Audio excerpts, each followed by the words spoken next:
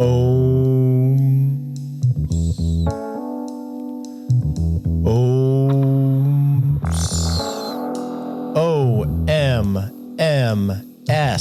Obstacles make me stronger. Welcome to the Retirement Answer Man Show. My name is Roger Whitney. I'm excited you're here. This is the show dedicated to helping you not just survive retirement, but have the confidence to lean in and rock retirement. Obstacles make me stronger. OMS. That is a heroic mantra. I think Ryan Holiday talked about that in one of his books. There definitely seems to be a lot of obstacles to retiring and rocking retirement right now. We're in a bear market in the stock markets, which is defined as a drop of 20% from the high. So value of assets have gone down 20% in stocks on average, according to the S&P 500 anyway. A lot more if you're in technology stocks for sure. The bond markets, if you own bond funds, they have come down in value pretty severely here in the first quarter or two because interest rates are rising and everybody's sensing a shift from what the rules were to what they might be. What we have interest rates increasing. They've been near zero for a decade or two. We have not a demand recession coming, but it seems to be a supply constrained recession. Now, we're not in recession yet, but it's hard to get goods, hard to get workers. Prices are increasing. That's a very different animal than what we experienced in 2008. And the Fed is raising interest rates very quickly, in some ways not seen since the 80s. And we all remember that if we're old enough. That's scary. That's an obstacle. And imagine, maybe you're sitting here. Maybe you don't have to imagine. You're sitting here. You just retired. Or you're planning on retiring maybe next week, next month, this year. That's an obstacle. You're like, well, do I really want to do this? Or what did I do? So starting today, and then we're going to do this over the next number of weeks, because all of July is Q&A month. So we'll take a little moment every morning or at the beginning of each show to talk about how do we navigate these obstacles in a healthy way so we can have confidence to rock retirement. I saw a quote related to this from Phil Stutz, who is a performance coach. And he said, moments of extreme discomfort are reverse indicators. They aren't signs that something is wrong. They're signs that something is right. Specifically, they're signs that you're right where you need to be to grow outside your comfort zone, which you'll recall feels really uncomfortable. Being outside your comfort zone is how you grow. Just like with exercise, you want to be stressed. Now, you don't want to overstress things, and you don't want to do that financially for sure. So if you're feeling uncomfortable and feeling these obstacles facing you because of markets and where this might be going, that's actually a reverse indicator. That's a healthy thing, because I can guarantee you there are many people on the same path that aren't paying attention to anything. And so they're not going to be able to actively work to navigate through this growth period in terms of your life. I think that's really important because right now, when it comes to the markets or the economy, the uncomfortableness comes from the fact that things have changed, it appears, and we don't know what's around the corner. Is everything going to straighten out and be smooth once we get around the corner of interest rates rising and this market disruption? Or are we going to go down a big, rocky, treacherous descent? We don't know. Or is it something in between? And that's why it's uncomfortable. And the first thing to remember is that you can't see around the corner. And if you can't see around the corner, that is disconcerting. And a knee-jerk reaction is to go find someone that says they can, so they can tell you what to do. Well, I'm here to tell you that that person or firm or strategy does not exist. There are many false prophets that say they can see around the corner and just do the strategy that they recommend and you will be fine, but they don't. And we need to acknowledge that and accept the uncertainty of the situation. Now, yes, we want to gain knowledge and we want to pay attention, but we don't want to abdicate our responsibility for managing our project, thinking if I just follow that person, I'm going to trust that they'll figure it all out. Because that's a fool's errand. I don't want you to do that. I don't do that. I don't know what's going to happen. I pay attention to what's going on, but I'm not trying to figure out where I should zig and where I should zag. So I don't want you to do that either. And that's what I want to start with today over this multi-week discussion about how do you have these obstacles make you stronger and how do you retain agency to navigate and find your pathway. Rule number 1 is don't go look for false prophets. And then next week, we'll talk about how to actively work and navigate these treacherous waters so you can deal with reality, but get through it. That's how you have confidence. That's how you retain agency. So step 1, don't go look for false prophets. With that, let's get on with the show.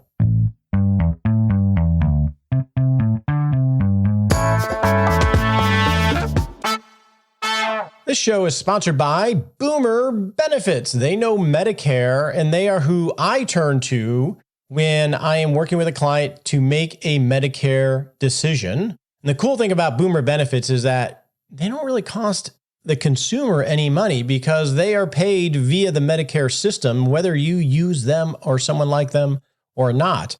And they're experts and they're great guides to help you navigate a decision that's really financially and qualitatively in terms of your health, very important. So check them out at boomerbenefits.com/RAM.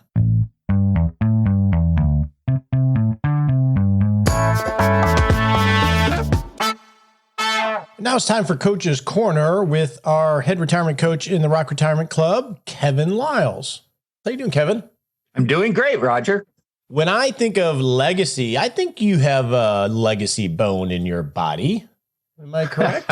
Well, I'm working on it. I think it's very much a work in progress. And I don't really have advice or recommendations for your listeners, but I thought I'd share what we're doing in our family. And I'll start with the ever important financial legacy. And I just have this feeling that my wife and I are going to live a nice long life to a nice old age. And by the time we're gone, our kids will be old too. And so our theory is to give to the kids and hopefully soon grandkids while we're still alive. And if they're 60 or 70 years old when you pass, I'm not sure that's a time that's going to have much of an impact for them.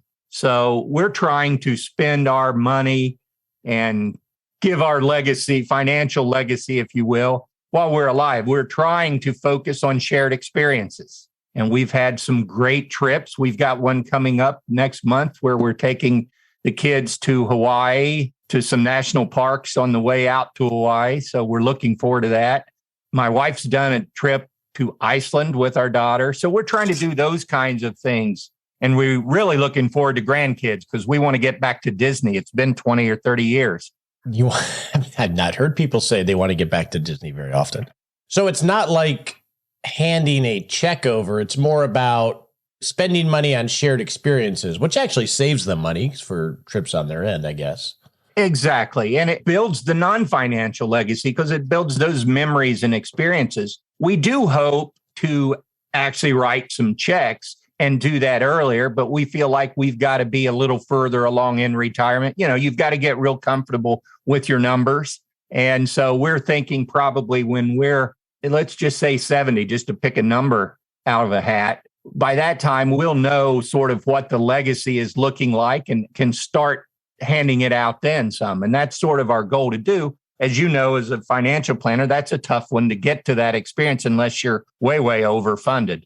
Oh, as far as actually giving the money away, because in the back of your mind, well, I might need that exactly. Later in life.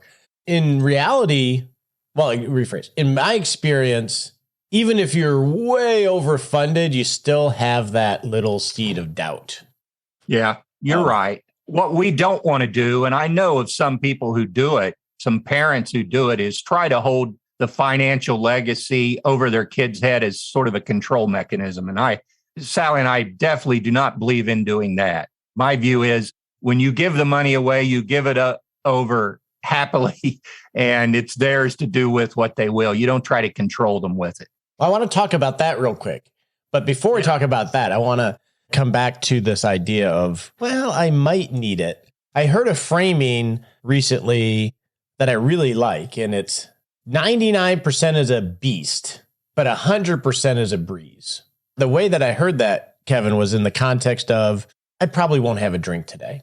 If you leave 1% uncertainty, it leaves a crack for you to negotiate with yourself at a moment of weakness. Well, one drink's okay, everything else. But if you say, I am not having a drink today, it's actually pretty easy because you've written that bright line, and it's actually a lot easier to accomplish.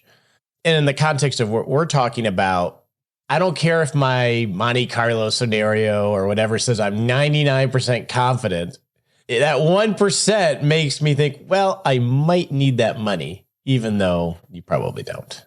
Yeah, it is a tough one. And that's why I say right now, when we're around 60 years old, it's a little too early to think about it. I'm hoping in a decade we'll be able to make that choice. One thought I've had about that is to try to find points in the kids' lives where it will be meaningful to them. You know, there's some specific goal or thing they're trying to accomplish that if you can help with at that time, it will be really meaningful. So I think that will maybe help get over that 1% of doubt. I'll report back in a decade. So a question on that. I'm guessing from the way you're talking that you really haven't communicated that when there's something special that you might be there. There's not that expectation on their end. That's correct. Other than these trips that we're doing, the shared experiences, I've let them know that I really want that to be an important part of our shared lives going forward, and asking them, where would you like to go next? And that. But you're right on the financial, just the writing the check for something. I want them to be independent of me and not to think of dad as the fallback. Okay, good. Now I want to get to the other point that you made, because as you were talking about not having the strings attached, and that can be before or after death, right? And you're a former attorney. I encounter a lot of people that want to put strings attached to, say, distributions from trusts and things like that. I get the intent, and in certain instances it makes sense. I'm just curious of your perspective on that, I guess from the legal side, but just from the philosophical side. I'm just curious. Sure. I think if your objective is to not do harm to your children by creating restrictions, then I'm okay with it in just conceptually. But I think a lot of time it's more about control. I don't think you give someone, for instance, a family home and say it has to stay in the family for generations. You know, you're going to be gone. Let the future generations decide what they want to do with their assets. So other than narrow category of where you've got a child who might be irresponsible, just giving them money might do them harm. I just generally think you shouldn't do it. Move on, get out of the way. It's hard, right? I agree with you. And I've had instances where trusts were set up to protect a child that just had poor decision-making skills, and they needed to be protected from themselves. And we've seen this, I think, in history of land trusts and things where this has to stay in the family. That can become a big financial and emotional burden that really wasn't the intent, right? Exactly. Again, these are just my thoughts on it. I'm not recommending anyone to follow me, but that's how I feel about it. Now, on the non-financial side, how do you leave a legacy? And here, I've listened to the podcast the last couple of weeks, and you've given some really good tips for that. And in this case, though, I want people to focus internally and really think about discovering your authentic self and living in accordance with that. When we work, too many of us have to hide our authentic self or wear a mask that clouds up who we really are. And I'm talking both values and just personality traits. Maybe some of us are sillier than we cared to show on the job, and so we put that side of us away. Well, when you're retired, I think it's a great idea to really find your authentic self and live that way. And if you do that, your kids, your grandkids will see that, and that will become your legacy. And to me, that's the way to have a good non-financial legacy. I really like that perspective.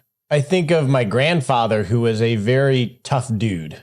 I mean, he was an amateur. He did everything to make ends meet. And I think we shared a photo of him in a 6-shot Saturday back in World War II. But He was a mailman in Detroit for a long time. And growing up, he intimidated me. He was the guy that I heard yell. He was the guy that I watched my P's and Q's.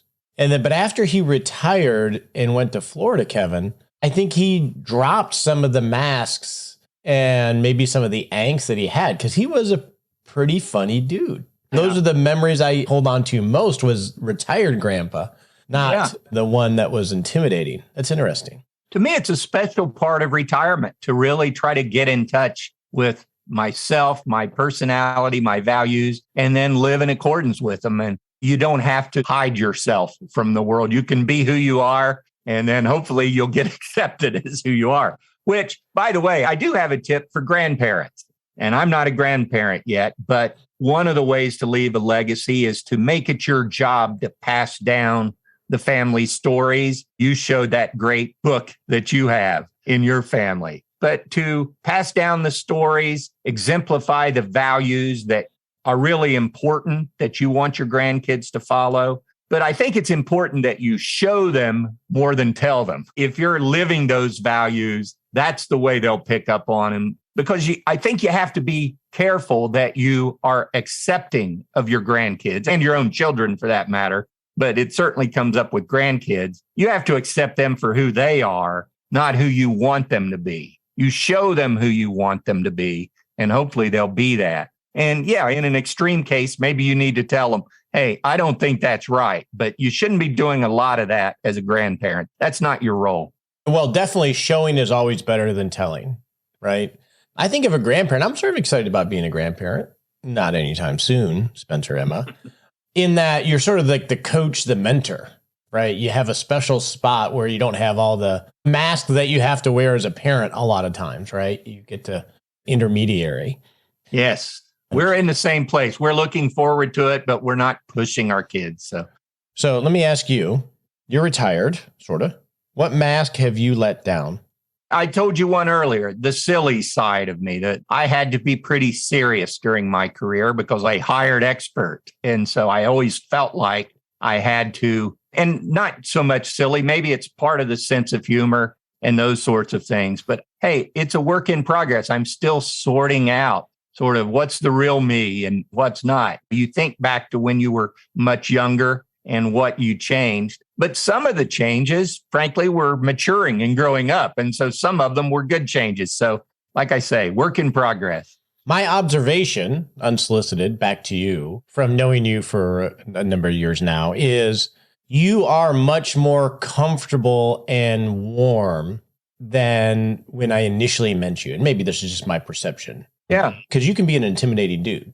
And you still have that strength, but I think you're definitely much more warm and cuddly than you used to be.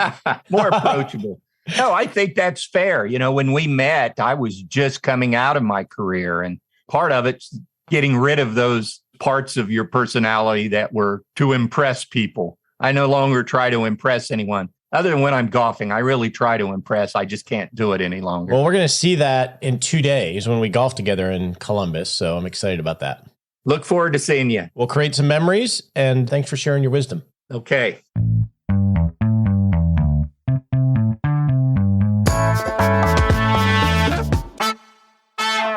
All right, starting today, all the way through July, we're going to focus on answering your questions. So if you have a question for the show, you can go to rogerwhitney.com/ask Roger. And here's a secret. We do have a fast pass. And that is if you leave an audio question, we try to answer those a little bit quicker because we love audio questions because it really creates a better conversation for the show. So rogerwhitney.com/ask Roger. So our first question is not an audio question, but I think it's the title question for the show. And this comes from Ray. Ray says, hey, I'm a show listener for 3 years, recently retired and really appreciate the show. Have experienced 2 misunderstandings with my financial advisor in the last 2 years on dollar amount to be moved between funds. And Ray says, number 1, is it customary to get an email confirmation of trade dollar movement? He says he gets a mail copy now. And then his second question, what are some signs of red flags that tell me it is time to switch financial advisors?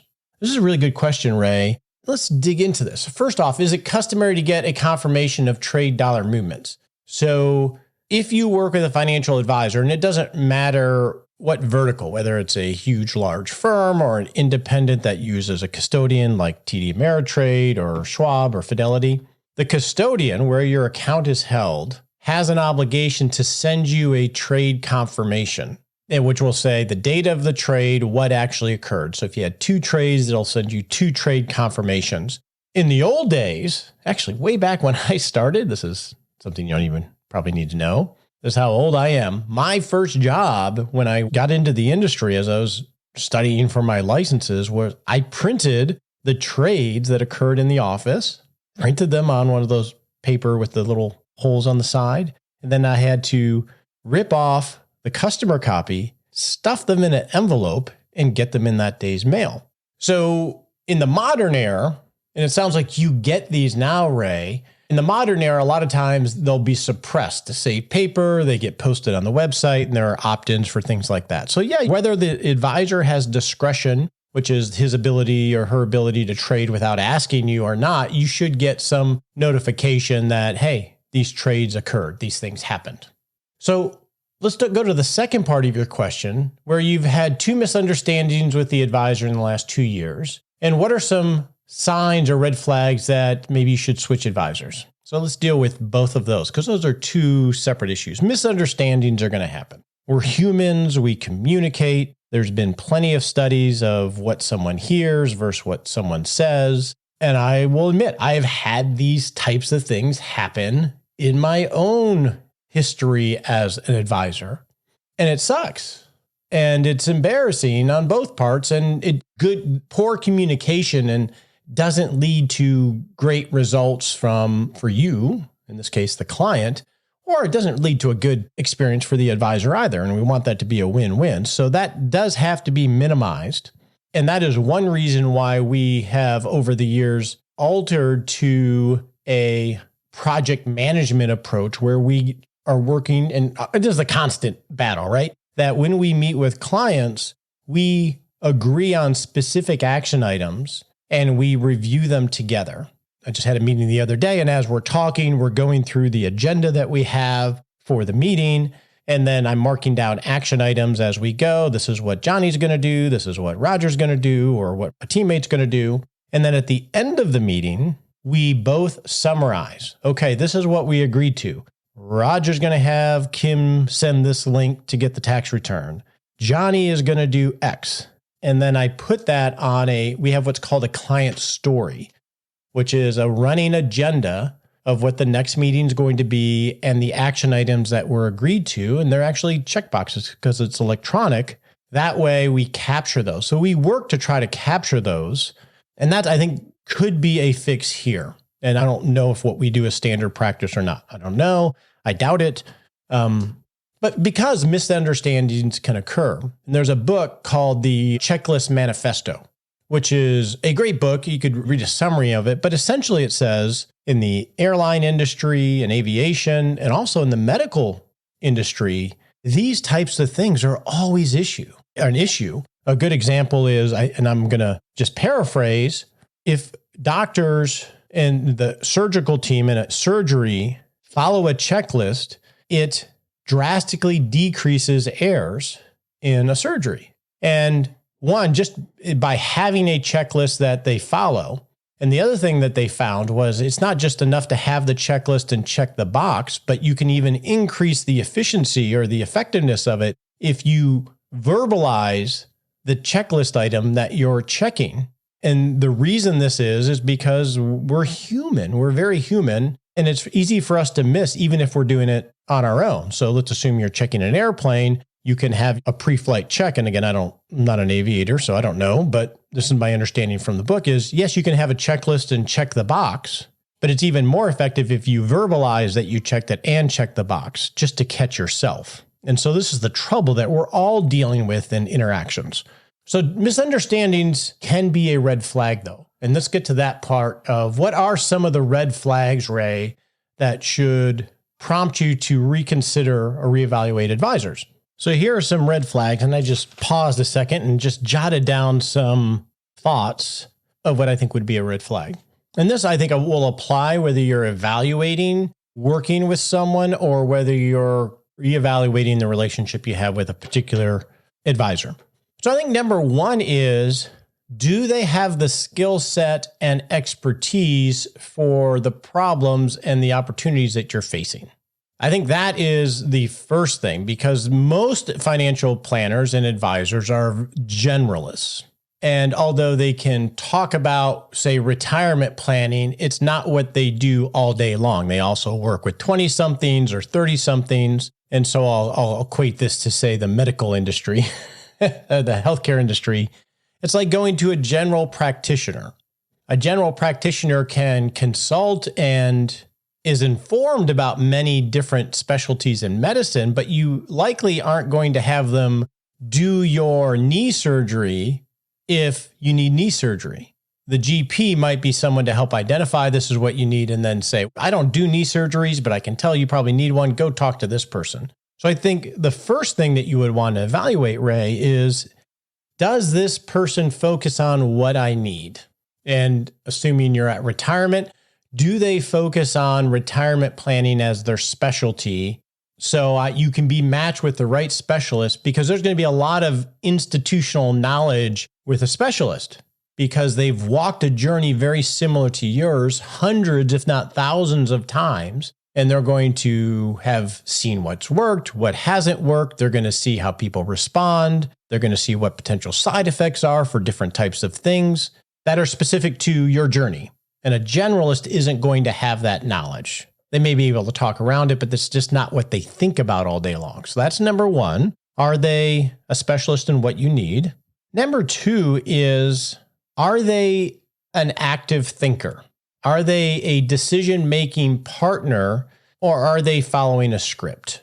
And I think this is number two on the list, because I think the modern retirement planner or financial planner is much more of a decision-making partner than anything else, to help you make decisions in a very organized way. They should bring that skill set to the table, because so many decisions that you're going to be making aren't crystal clear. And you can think through them, but you're going to get to a point where you need to make a judgment. And so you need someone that can be dispassionate about it and bring that framework to help you think through it in any issue you're dealing with in an organized way, so you can get to that judgment together. I'll use an example. And this was actually with a friend they're transitioning. They're going to buy a new house. They sold their house. They're going to buy a new house. And in the interim, interest rates have gone up significantly. And so they were evaluating, do we still buy this new house that we were looking at, which was quite expensive relative to the options they had, even in the neighborhood? And because interest rates had gone up, their monthly payment was going to be substantially more than they had originally forecast.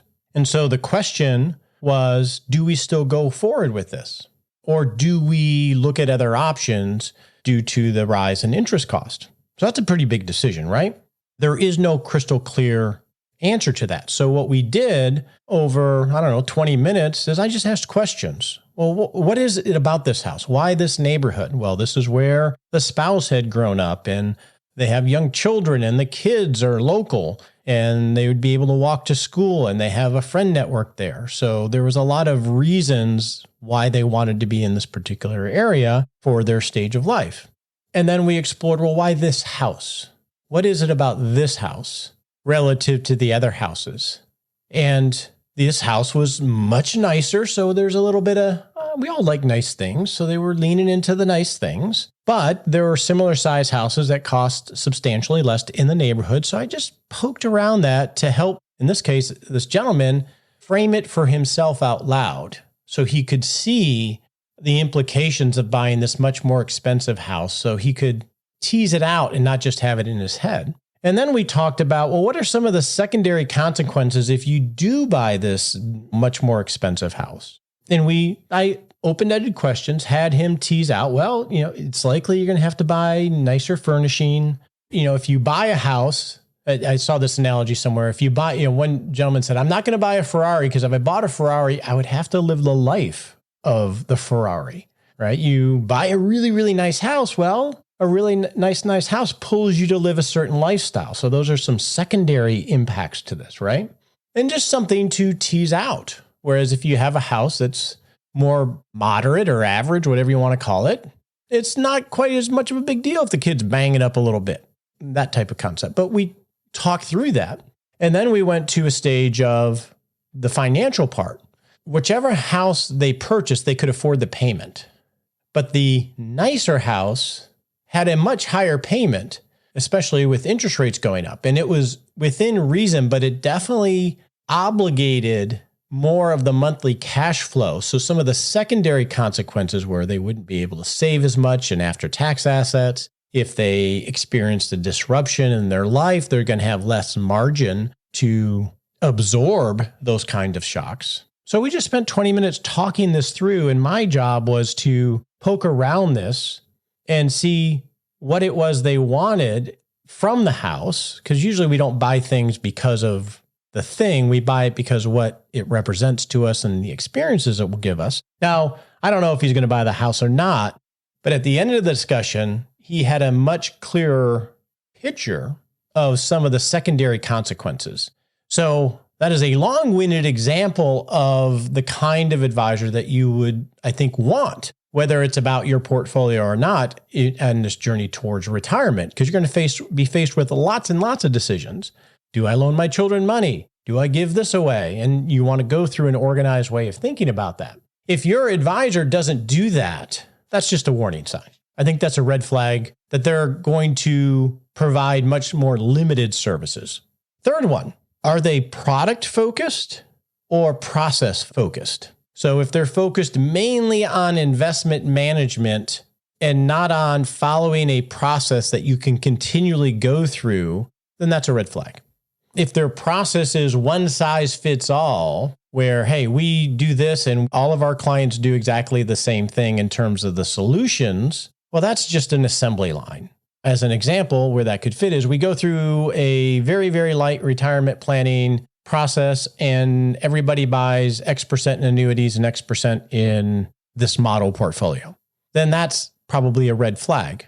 That may be adequate for what you want and need, but it's not customized to what you and your wife, Ray, are trying to accomplish. And then we go down lower. If they are focused on predicting the markets, I think that's a total waste of energy. And that energy gets robbed from active decision-making on things you control. If they're not active listeners, if they're not actually having a conversation with you, and if you're married and they're not having a conversation with you and the non-financial manager spouse, that's an issue. It should be walking life together and they're your decision-making partner / coach / financial expert that's helping you navigate this project of trying to rock retirement. And if you have too many miscommunications to where you feel like their process is broken or not evolved enough, then that's an issue to go look for potential options in terms of another advisor.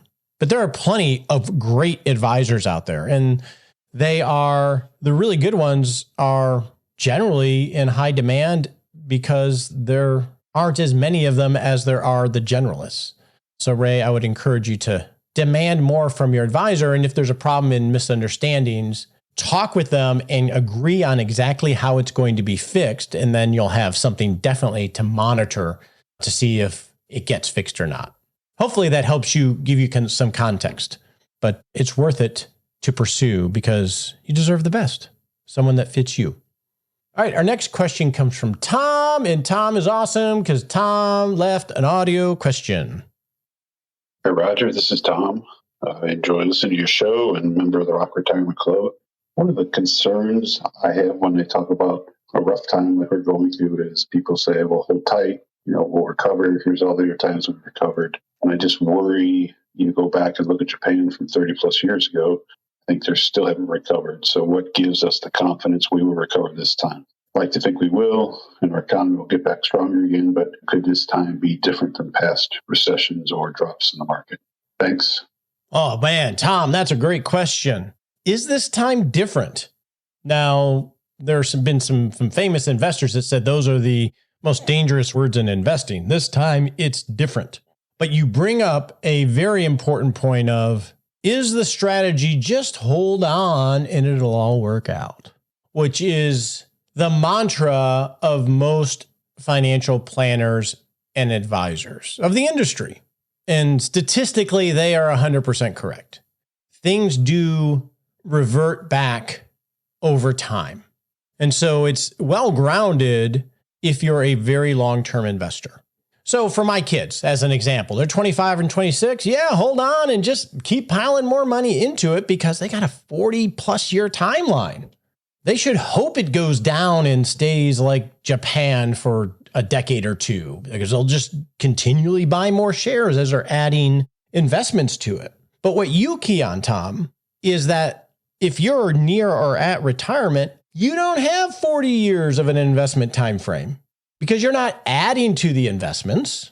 So you don't get the advantage of just continually buying at poor prices, even if it goes down, and then you'll be around for the upswing. If you won't, most likely, if you're at retirement, because the upswing is going to happen when you're 70, 80, or 90. And by that time, it won't matter. You're in a period of life in retirement where your time frames are compressed in certain ways, right? Let's assume you're 60, Tom, and you need money. You have to have money next year and the year after, and you have to have money from your investments potentially in 5 years and in 6 years. Those are very short time frames. So you don't have the luxury of waiting for market cycles in those time frames. And that is the central issue that I think a lot of people miss in this transition to retirement, is the fact that all the rules about investing from an accumulation standpoint don't work, or don't work near as well, and you have to convolute them around to make them work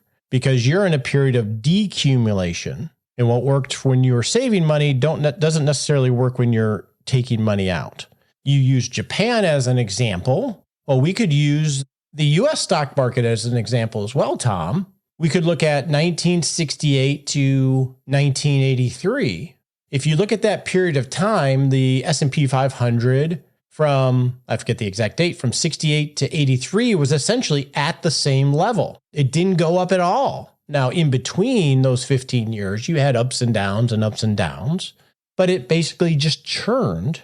And if you overlay CPI or inflation during that same time period, it really is, I saw this chart in the Wall Street Journal a few weeks ago.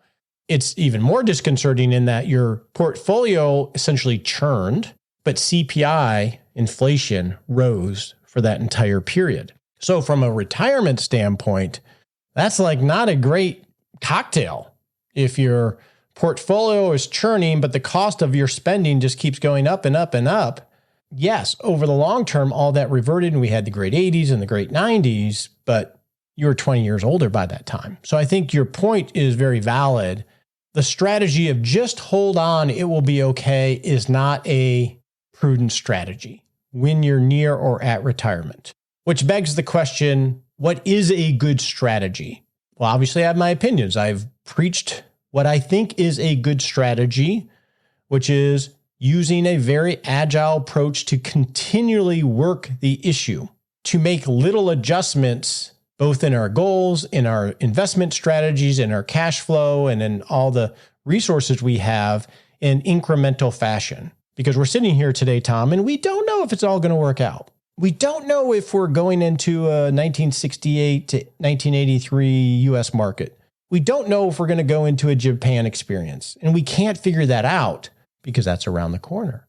So we do need to take lots of incremental action to check our bearings on the long term, using the data we have to see if it's still a safe direction, and then make little adjustments to how we account for our cash flow, our spending decisions, our portfolio decisions, so we can maintain flexibility. So as we take a little step and we see a little bit farther around the corner, we can redirect and make adjustments. So what is the right strategy? I think one is having a well thought out strategy that you execute consistently is the best strategy. Our strategy is to, map out what it is we want, put cash flows to that, organize our resources, and build a pie cake. So we have a lot of liquidity on the short end, which pays for our life, and the portfolio that we're counting on just working out, to use your term, in the long run, that money is 10 years plus money. So statistically, it could just work out for that money. And in between, we're going to have all this liquidity to help pay for life, but also to move some pieces around the board as reality unfolds for us. So I get it, Tom. And the other part of, hey, this all works out, just be patient, is as a mantra from most advisors, I hate that strategy, not just because of some of the things that we talked about, but because it robs you of one of the most important things that you need in retirement, which is agency. Agency is the ability to act on your own behalf, to have some power that you can do something. And in retirement, we lose a lot of agency, don't we? We lose our paycheck, so we can't just earn our way out of things. We lose a lot of identity things. It's a scary time from an agency standpoint anyway. So when you get into retirement, you have what you have, and the markets are squirmy, and the message is, well, don't worry, it's all going to work out. You feel powerless. You feel like you're on your heels and you're being acted upon. That's a horrible position to be in. That means you're just holding on to the rails of that roller coaster in the dark, and everybody's just hold on and close your eyes. You're going to be okay. That's a horrible ride. So I don't like that at all, Tom. Now, agency doesn't necessarily mean doing lots of stuff.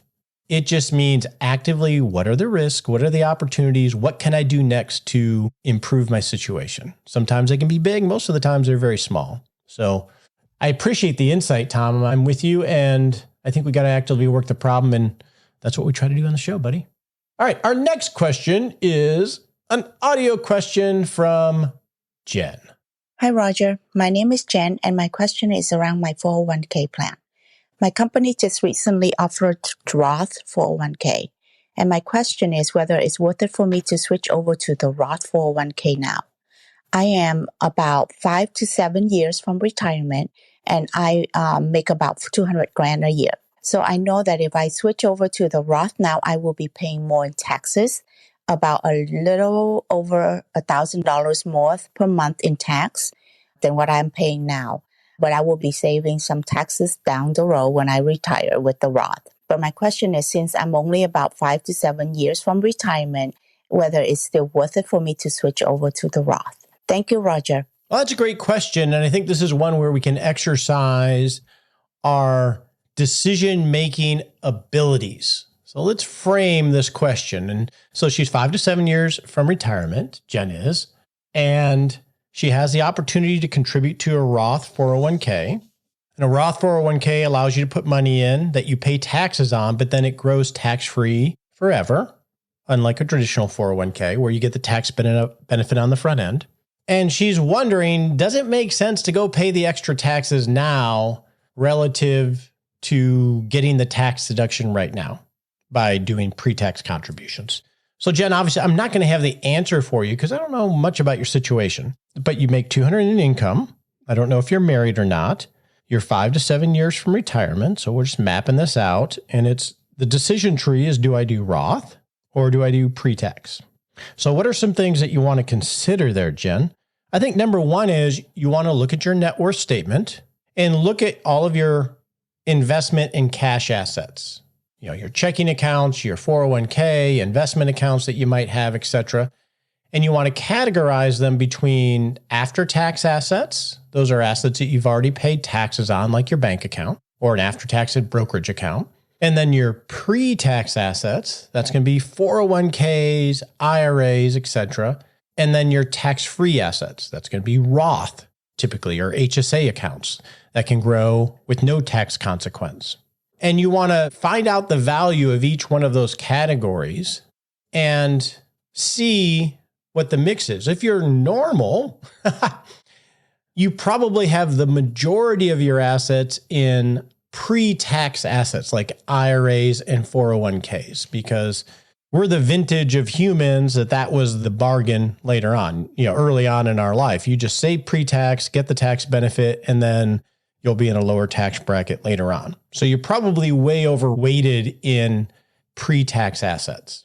And that is not necessarily a bad thing, but since you're 5 to 7 years from retirement, this is the best time to start thinking about it, which is when I do retire, how am I going to pay myself? Is it going to be taking money out of pre-tax assets So if I don't have any assets in, say, a bank account, et cetera, of any substantial amounts, and I need $100,000 to live, where am I going to get that money? If it's coming from pre-tax assets, then you know that that's going to be $100,000 in income. And if that's your only option, because that's the only place you've ever saved, you're stuck. That is going to be your only option. So you'll have no control later in life as to where you can realize income by what source you take it out of. So we want to know what that mix is, Jen, first. Second is you have to look at your income and your cash flow right now and evaluate, okay, if I save in a Roth IRA, how much of a burden is this extra tax going to be on those contributions to my cash flow today? Is it going to change my lifestyle? Is it going to cause me to forego doing some things that I think are important right now? Or can I absorb paying that incremental extra tax and it will be annoying, but not material in my life? That's important to know too, right? Because it will be a cost to you today. And so you want to frame this in, and then you also want to have the perspective, Jen, of, I'll say you're 55. What would my 75-year-old self be happy that I did? Would they be happy if I got the bird in the hand of the tax deduction today and they would pay the tax when they take it out? Or would they be happy that I paid the tax and now I have these tax-free assets that will grow tax-free forever? They don't have required minimum distributions and so forth. What would they be happy with? Because when you're making these decisions, and psychologically, in fact, I have some frameworks I'm going to share at some point, we have a hard time with this. The farther out we think, the less we really have clarity and are concerned about. And when you're making these decisions, Jen, you're actually making the decision for a community. You're not just making the decision for you, because you are only who you are today. You're making this decision for Jen when she's 60, Jen when she is 65 and 70 and 80. You want to include all of these Jens in the conversation to think through this and then make a judgment call. So I'll use myself as an example. I did this structure and I looked at my assets by category. I looked at my cash flow now. I thought about that handsome devil Roger at 80 and decided that I'm going to make Roth 401k contributions today. And I'm in the highest tax bracket, so it's very painful. My CPA doesn't think it's a good idea, but I, cash flow wise, can absorb paying the tax. It doesn't change my life materially, although it is really annoying. I feel it, but I already have enough in pre-tax assets. So I'm doing this for my 80-plus-year-old self. So that money is meant for that dude, not Roger right now or not Roger when he's 65. There's probably more to this framework we could flesh out, but for the time constraint, hopefully that helps you navigate this decision, Jen. Our next question comes from Chris, and it's on a geeky topic of net present value calculation. Don't worry, Nod Geeks. We're not going to go down the rabbit hole, but I do want to answer the question for him. Chris says, hey, Roger, I love your podcast. As a matter of fact, yours is the only one that causes me to pause and listen as soon as it drops. That's interesting. Is it because you're not, am I mispronouncing words? Usually it pauses Nicole. What did he say? Anyway, in your retirement plan live, I like the use of a household balance sheet as a back check to traditional cash flow model. But I have a question regarding net present value calculations. What do you use as a yield for a net present value calculation on a sure thing like Social Security? 0 seems too conservative, but in this day of low interest, anything over 2 also seems more risky. So we're not going to go down the rabbit hole of how, philosophically about net present value assumptions. So I'm just going to answer your question, Chris. This is what we use. And the key is to have something that's reasonably thought out that you use consistently and then update it periodically. So what we use, we have our inflation assumption is 3.91%, and that's the Consumer U.S. Price Index from 1973 to 2021, source Dimensional Fund Advisors. And then the net present value we use for everything is the Bloomberg U.S. Treasury Bond Index Intermediate from the same time period, and that's at 6.35. So much higher than 2%, but essentially the differential between those two is what you end up discounting it by, right? So that's what we use. Hopefully that answers your question. With that, let's move on to a SMART Sprint. On your marks, get set.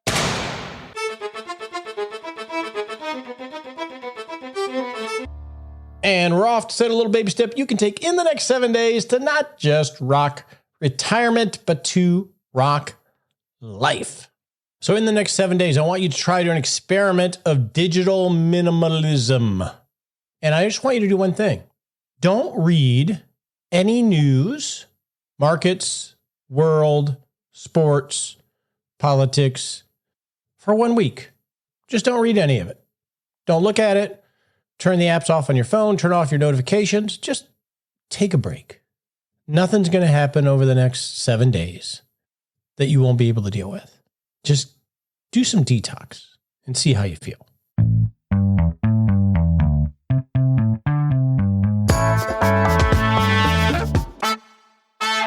I always forget to mention this earlier, but we are now doing flat fee retirement plans at Agile Retirement Management. You can check it out at retireagile.com. We can help you set up your Agile retirement project and get you answers to those core questions on how to do this awesome thing of rocking retirement.